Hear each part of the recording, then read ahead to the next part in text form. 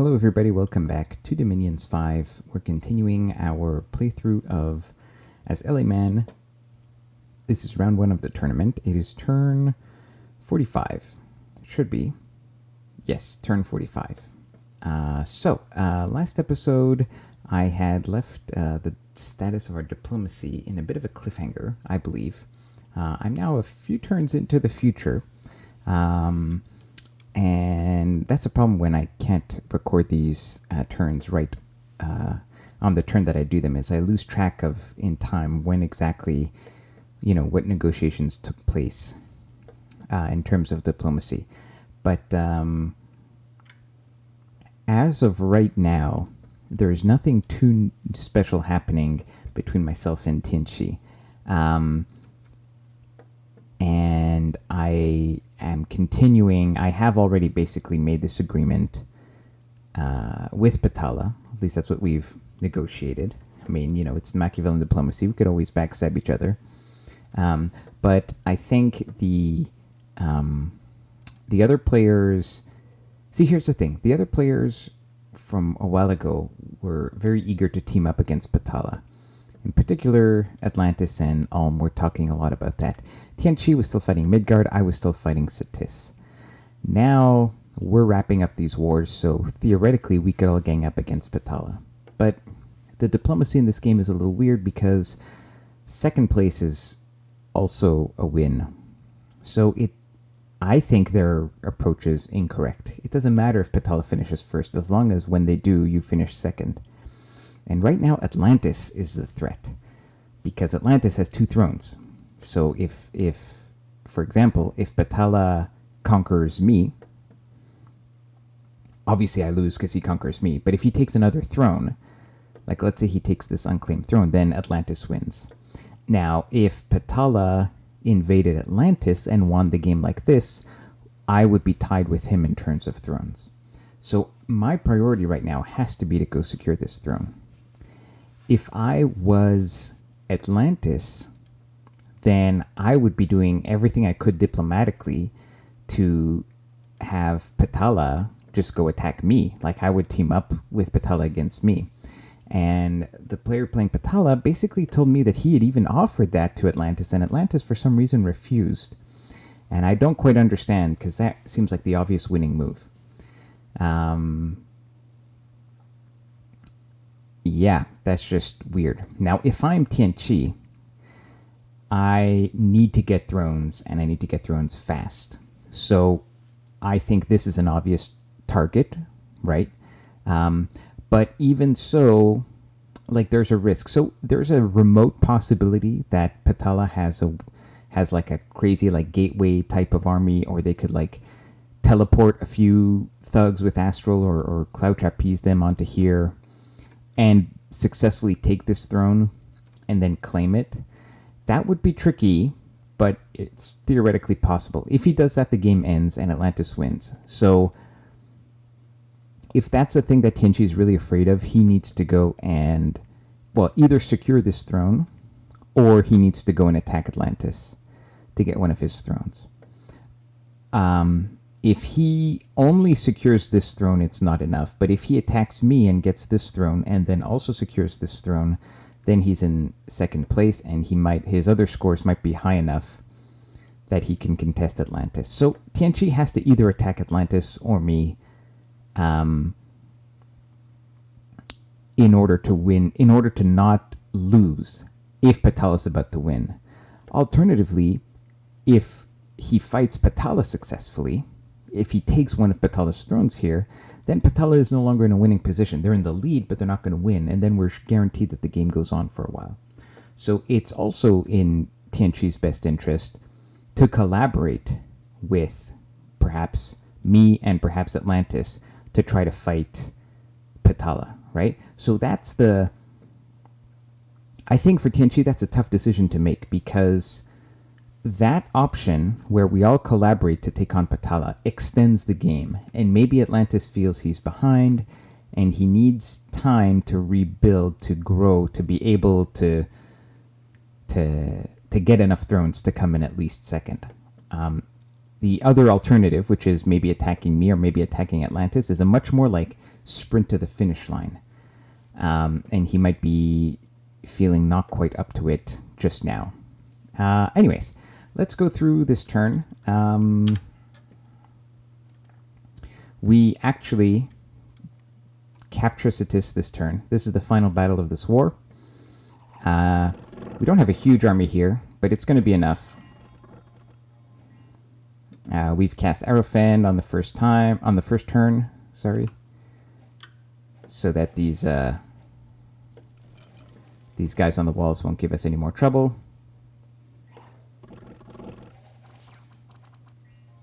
Will anything make it to our front line? Let's see. Thunderstrike. I've got a small communion back here, doing a bit of evocation magic. We're killing their mages with arrows. We got divine channeling up because we got our prophet with us. Yeah, this goes pretty much how you think it will go. Arrowfend is mainly to protect against friendly fire, which can happen in these situations. Okay, we lost one Lord Warden. We lost a couple of defenders, a couple of wardens. Looks like it was all friendly fire. So that's too bad. Unexpected event, unrest, and more unrest, and we lost gold. That's too bad. And Chad Frontalobius, Goddess Cetis, has been permanently vanquished. Okay, there was a battle in the arena. I completely forgot about this. I'm very bad about sending people to the arena. So it looks like there was a Banelord and a Scout. So that's pretty boring. And then Midgard here. There's a Banelord, and what does Midgard send? A guy with an Alquill? All right. This is pathetic. We totally could have sent a guy to win this. Oh, well. I just always forget. Okay. We're just moving troops around. We're recruiting on this border quite heavily because this has been scary for a while. We're still recruiting in our cap as usual.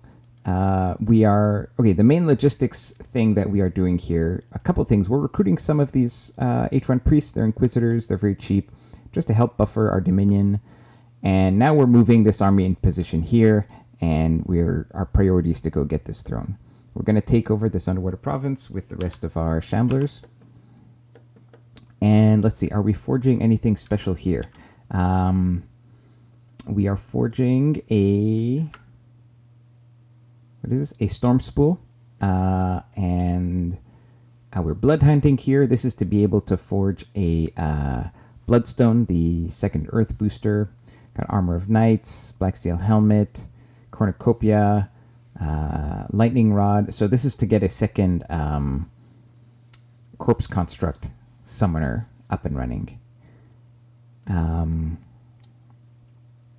And I'm making a ghost orb. The ghost orb is a temporary gem generator item. It makes 2 death gems for each battle, and that will be to cast Wailing Winds on these units. Okay, let's just load up turn 46.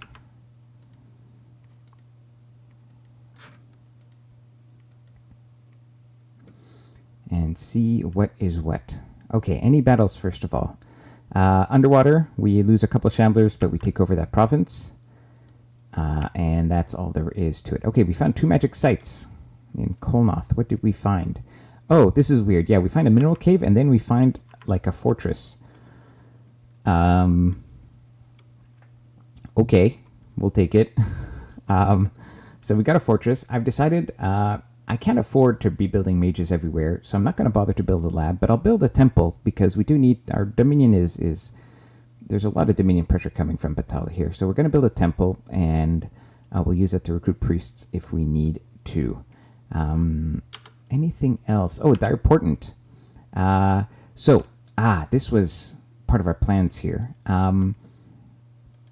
We've been trying to build up our Earth path to be able to cast an Earth global. And if you recall, obviously we have Earth boots.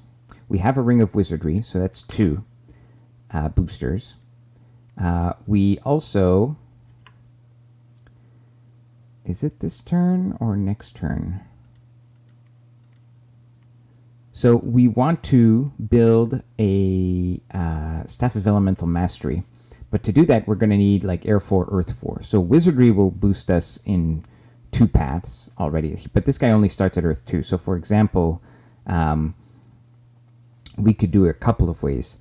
We could either, if we had an air booster, like an air hat, we could take an Earth 2 guy, then put the boots, the air hat, and the Ring of Wizardry, and then he could cast it. But we're very short on air gems, so I'd rather not forge an air hat if I could afford not to. So if I take an air 3 guy, Ring of Wizardry, that makes it Earth 2, boots makes it Earth 3, and now finally with this Bloodstone, I would be at Earth 4. That would make me Air 4, Earth 4. Then I could forge the Staff of Elemental Mastery, and then I would be at Earth 5. Well, actually, that's actually technically... Well, that would give me a total of 4 Earth boosts, because I would have the boots, the stone, the Ring of Wizardry, and the staff. Now, with those 4, I could have put that on an Earth 2. That would give me Earth 6, and I would have been able to cast Earthblood Deepwell, which takes Earth 6. But now somebody has gone ahead and taken it already. And this was my plan. So instead, I could go for another Earth Global, like Riches from Beneath. As an example, this one only takes Earth 5. So at Earth 5, that's something I could do next turn with this Bloodstone once it's made. So we'll talk about globals next turn, but that's just what's going on in terms of the path boosts here.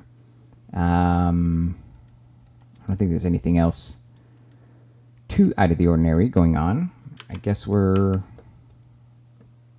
moving troops around, recruiting what we can. We're moving troops into position here. Yeah, that's pretty much it. Nothing too special going on. Let's load up the next turn.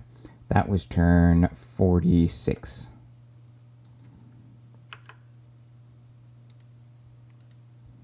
So let's look at turn 47.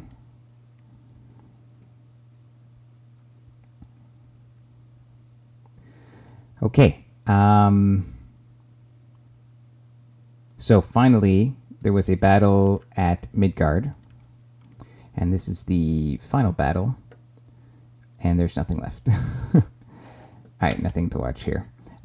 Did I miss the battle last turn? Did I miss the battle where... No, I think it just took a while to siege down. I think I showed you guys the last battle of Midgard trying to fight against Tianchi. Anyways, Tianchi has finished conquering Midgard. Random events, Nature Gem, Unrest, and Strange Lights in the Swamp. And that's it. Okay. By the way, in terms of research, well, we'll talk about that in a second. Let's talk about the globals, because I said we would talk about that. We have decided to cast the global Forge of the Ancients instead of what I had previously considered Riches from Beneath. The problem with Riches from Beneath, so it adds mostly resources, it adds some gold income, but the issue is that all those are multiplied by your Dominion. You need to have very high Dominion for it to give high bonuses, and we just do not have high Dominion in most of our provinces. And so, honestly, the effectiveness of that global is not going to be as good as I had hoped. Instead, Forge of the Ancients, what it does is, first of all, it basically reduces the path cost for all forging by 1. Which is what this is here. So for example, if something required Air 3, an Air 2 mage can now forge it. Also, it reduces the gem cost by 20%. Now this is super significant for items that cost a lot of gems. If something costs 5 gems, then this will reduce the cost to 4 gems. But if it costs 50 gems, it will reduce the cost down to 40 gems. So it's a 10, it's a, yes, that's right, from 50 to 40. It's a 20% reduction. Now, I already have a site that does that, and so these stack, which means that I get a 40% discount on item forging if I get this global up. So I'm going to go for it. There's only one global spot left, so I'm hoping that nobody tries to sneak something in. So this guy here that we've renamed Nothing to See Here is going to go ahead and cast it. So there's no longer an urgent need for me to cast this Staff of Elemental Mastery, so I won't. Instead, we're going to cast some Nature Boosters, which only this guy can cast because I need Astral Nature. Which brings us to our research. So we got Construction 7 last turn, just in time to cast this global. We also got it just because we wanted Weapons of Sharpness, which is a very important buff in the late game. So that's taken care of. We're going up to Conjuration 6. What I actually want in Conjuration is Awaken Ivy King. Because this is going to be much more resilient to Nature Mage to buff all my troops with Mastery Gen and things like that. So I'd like to replace, even though I got access to these wonderful adventures, these Nature 2 fellows, I'd feel more comfortable putting all these items on my Nature 3 Ivy King, which would make him either Nature 4 or 5, depending how many boosters I put on him. It's just a much more solid chassis. So that's what I'd like to do in Conjuration. But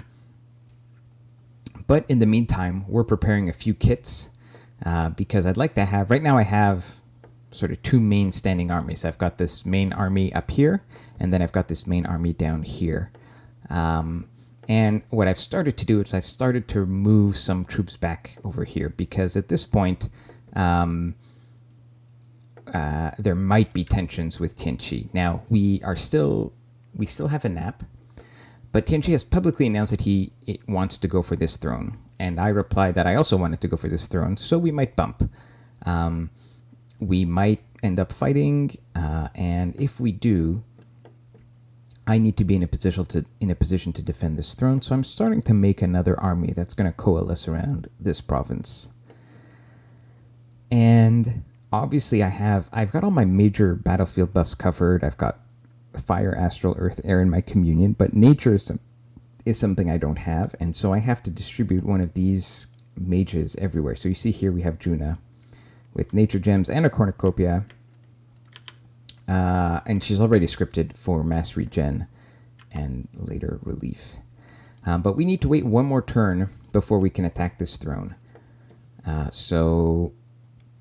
Because we're still waiting for our army to get there. So, let's move on to the next turn. That was turn 47. Let's go to turn 48. Okay.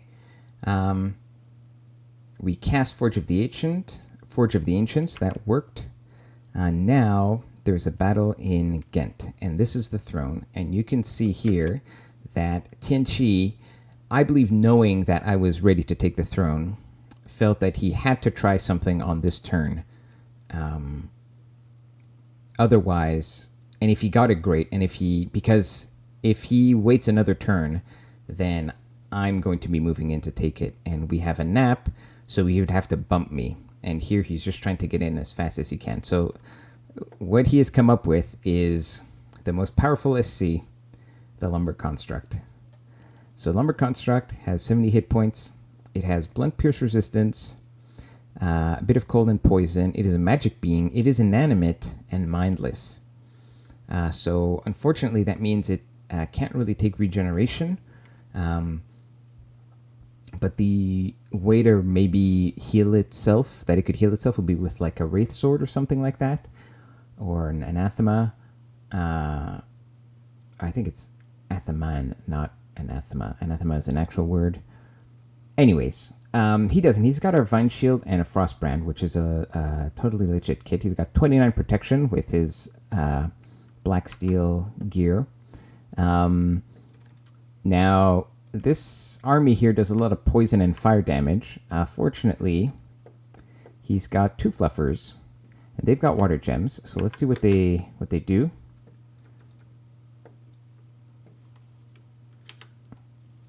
Okay, so first one does fire resistance. Very good move. That gives him 5 fire resistance. Now this one casts rain, which is a good spell. Rain kind of dampens all fire effects, including these fire auras and heat effects on the field. But these are just fluffers, so when this guy leaves, this effect is going to leave. So I find that a little questionable. Anyways, then he casts quickness. So this guy gets quickened. So he has great stats. And that's it. He's buffed. The most powerful SC, go. So the Vine Shield is obviously doing great work here. And you can imagine that if there wasn't a Vine Shield and all of these troops were free to attack the Lumber Construct, that he would be taking even more damage. But the problem is that without the Wraith Sword, for example, which is a 2-handed weapon, he's unable to heal this chip damage. And things are getting through his 29 protection and 5 fire resist.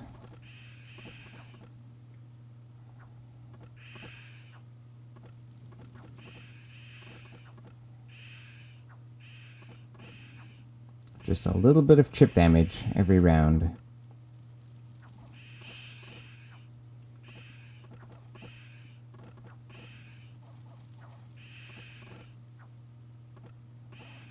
And there goes the most powerful SC. So that's sad. I mean, I don't mean like in an insulting way. I mean, it is sad. Sad to see him die. But that happened. Okay, unexpected events. Bloodhenge Druids, okay. So Bloodhenge Druids attack. This, by the way, is this throne province constantly getting attacked by indies. Very annoying. Okay, so what are we doing on this turn? We are forging a Staff of Elemental Mastery, because... wait, what are we forging? No, Staff of One God, sorry. This is a temporary gen item. It gives you 3 Astral Pearls. That's because, we're going to be casting things like Will of the Fates, which takes 4 Astral Gems per cast. And I'm planning to have a couple of armies running around, and I want them to be all buffed all the time. So I don't want to be, throwing like 30 gems away each turn. I want to have as many taken care of by temporary gems. So that's what we are doing. And you see here we're also building a Cloak of Astral Storms, which gives 4 air gems. So that's what we're doing mostly with our forging site. And notice that here... All right, I'm just going to stop this. But, okay, we have... let me show you the item. Staff of the One God, 15 Astral, 5 Nature. So look here, we have 3229. So it only cost 2 Nature Gems and 8 Astral Gems. So huge discount that we're getting from the combination of our global and of the site here. Okay. We've got our whole army here, and we're going to attack, and I'll show you the script in a moment. This long arrow over here is this guy. I got finally got a Fire Death random. We're going to send him here to the Forging Province so he can make the fire boosters with the bonus at this site. Yeah, nothing else going on. Let me show you the script here. So, we have... I guess we'll look at the units first. Well, I should say I don't see any way that Tianqi moves something in here to bump me this turn, just because the distances are too far, but you never know. You should always suspect... Oh, that's not what I want. I just wanted to do Y. You should always suspect some kind of attacker shenanigans. So we've got our... just a bunch of meat bags in the back here. We've got our mages just spread out. This is nothing too fancy in terms of formation. If I was fighting a player, I would arrange this differently. Okay, we've got our wardens in the front, they're just holding fire.